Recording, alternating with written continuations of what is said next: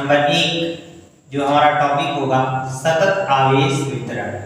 क्या बात करेंगे? सतत आवेश वितरण। इसको हम इंग्लिश में कहते हैं कॉन्टिन्यूअस चार्ज डिस्ट्रीब्यूशन।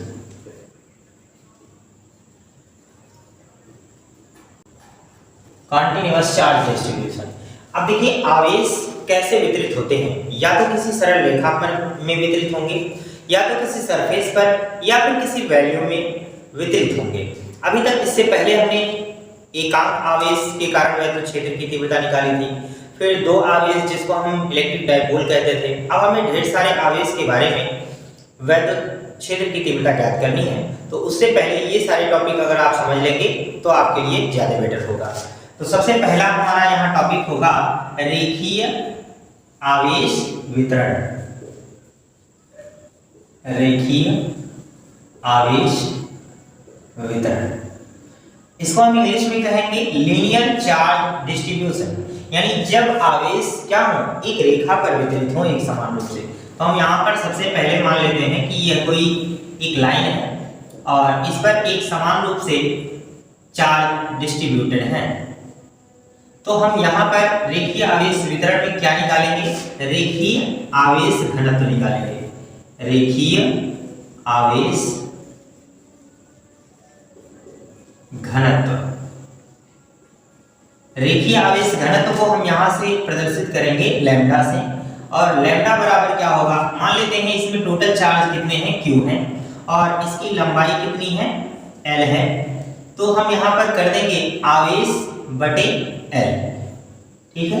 अब यहाँ पर अगर हम इसकी परिभाषा देना चाहें तो लिख सकते हैं कि L is equal 1 metre, then lambda is equal Q। यानी हम ये डेफिनेशन बना सकते हैं कि एकांक लंबाई में आवेशों की जो मात्रा होती है उसी को हम रेखीय आवेश घनत्व कहते हैं। बहुत ही सिंपल सा टॉपिक होगा। अब मान लीजिए क्षेत्रीय आवेश घनत्व होगा तो उसमें हम क्षेत्रफल का भाग दे देंगे, और इसी तरह से आयतन होगा तो आयतन का भाग दे देंगे जितने आवेश उसमें कुल रहेंगे। ठीक है। तेल लगा के डाबर का, पहन की टोपी नाइक की, झड़ी लगा दो लाइक की। इस तरीके से अब हमारा दूसरा टॉपिक अगर इसी में देखें तो हम यहां बोलेंगे क्षेत्रीय आवेश वितरण। क्षेत्रीय आवेश वितरण में क्या होगा? आवेश किसी क्षेत्रफल में वितरित रहेंगे। जैसे हम यहां पर मान लें कि यह कोई हमारा एक सरफेस है और इसमें चार्ज जो है एक समान रूप से वितरित है, और टोटल चार्ज जो है वो कितना है? Q है, और अब क्षेत्रफल में वितरित है तो इसको एरिया हम क्या मान ले रहे हैं? A। अब ये एरिया कुछ भी हो सकता है, ये वर्ग का भी हो सकता है, या फिर किसी आयत का भी हो सकता है, किसी भी चीज का हो सकता है, या फिर किसी वृत्त का भी हो सकता है, तो वो सब हम कर लेंगे। अब यहाँ पर क्या होगा? क्षेत्रीय आवेश घनत्व जब आप निकालिएगा तो क्षेत्रीय आवेश घनत्व निकालेंगे। अब घनत्व निकालने के लिए हमें क्या करना होगा? यहाँ घनत्व को छोटा सिग्मा से प्रदर्शित करेंगे, तो आवेश इसमें कितना है? Q है, और अपॉन में हम क्षेत्रफल का भाग दे देंगे। यही हमारा फॉर्मूला होगा। अगर हम डेफिनेशन बनाना चाहते हैं तो क्षेत्रफल मान लीजिए एकांक है, 1 मीटर स्क्वायर है, देन लैम्डा इज इक्वल हमारा हो जाएगा Q। अब इसकी आप डेफिनेशन देना चाहें तो दे सकते हैं। कैसे कहेंगे? एकांक क्षेत्रफल में आवेश की जो मात्रा होती है उसी को हम क्या कहते हैं? क्षेत्रीय आवेश घनत्व कहते हैं। काफी सिंपल सा टॉपिक होगा, और सबसे ज्यादा यही टॉपिक इंपॉर्टेंट है। आप इस फॉर्मूले को जरूर लर्न रखिएगा, क्योंकि आगे की टॉपिक्स में ये बहुत ज्यादा यूज होने वाला है। फिर हम देखेंगे जब एक्सरसाइज करेंगे तो उसमें देखेंगे कि ये न्यूमेरिकल्स में जो रेखीय आवेश घनत्व है इसका भी इस्तेमाल काफी ज्यादा होगा। इसके बाद अगला हमारा टॉपिक आता है आयतन। तीसरा है आयतन आवेश वितरण। यहां पर कहेंगे आयतन आवेश वितरण की बात करेंगे।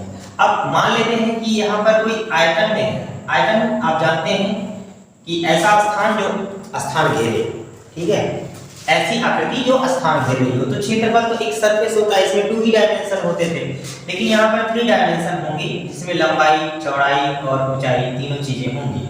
इस तरह से हमने एक क्यूब बना लिया और इसमें एक समान रूप से सपोज मान लो एक डब्बा है ना, एक डब्बे में इस तरह से ढेर सारे आवेश जैसे सेब की तरह भरे हुए हैं और इन टोटल चार्ज की वैल्यू कितनी है मान लेते हैं क्यू है और इसका जो वॉल्यूम है वो भी मान लेते हैं। तो हम यहाँ पर लिखेंगे आयतन आवेश घनत्व निकालिएगा। तो इसके लिए यहाँ पर रो से प्रदर्शित किया जाता है तो Q अपॉन क्या हो जाएगा V। अब यहाँ पर अगर V बराबर हम 1 मीटर क्यूब मान लें, आयतन को एकांक मान लें, तो रो बराबर क्या हो जाएगा यहाँ पे Q के बराबर आ जाएगा। तो फिर से हम डेफिनेशन बना सकते हैं कि एकांक आयतन में आवेश की जो मात्रा होती है उसी को हम कहते हैं आयतन आवेश घनत्व। ये काफी सिंपल से फॉर्मूले हैं, इन्हें आप आसानी से लर्न कर सकते हैं। मैं बता दूं कि ये बोर्ड पेपर में कोई आपसे डेरिवेशन नहीं पूछेगा इन सब चीजों का, बस आप फॉर्मूला लर्न रखें और काफी आसान है। हर बार आपको क्या करना है, आवेश में ही जितने आवेश की मात्रा होगी, अगर लंबाई में बिखरा है तो लंबाई का भाग, क्षेत्रफल में बिखरा है तो क्षेत्रफल का भाग और आयतन में बिखरा हुआ है तो आयतन का भाग दे देंगे। तो इन छोटे से टॉपिक्स को आप कवर कर सकते हैं। वीडियो को पॉज करो, स्क्रीनशॉट लो, फिर मैं अगला टॉपिक स्टार्ट करता हूँ।